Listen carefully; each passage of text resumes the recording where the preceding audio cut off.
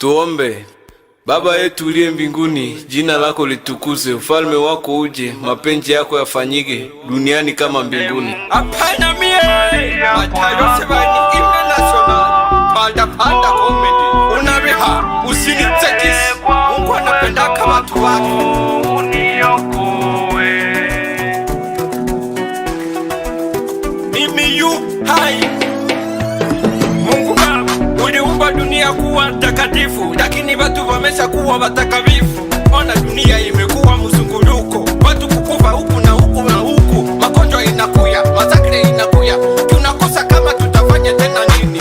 Dunia kama mbinguni mie na siku usinitekisi baba. Huku kwetu kudunia liko ndo balebele tike balebele basaka yada. Sasa kama na mbinguni kuko balebele, kwa kweli tu na sie tutaendaka kule juu. Wakati yenye mie nitatoka huku ninenda fika mbinguni takwakana niko na kasira. Kila mtu kama nafufuka, ule mwenye aliwaka babangu anaua mamangu, nikisenda mona kule mbinguni vitakwaka namuna kani. Biba nifasiria kwanza baba, ni kitu kenye kiko na nisumbua ndani ya roho.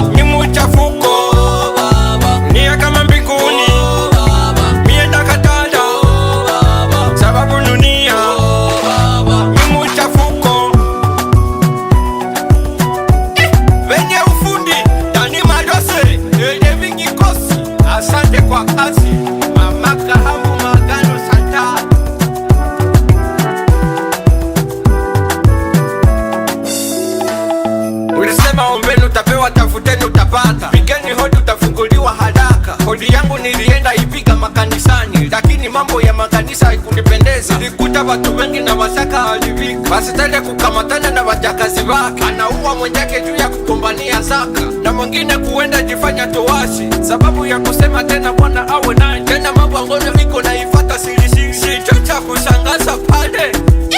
Antuka ni mambo ya masankao.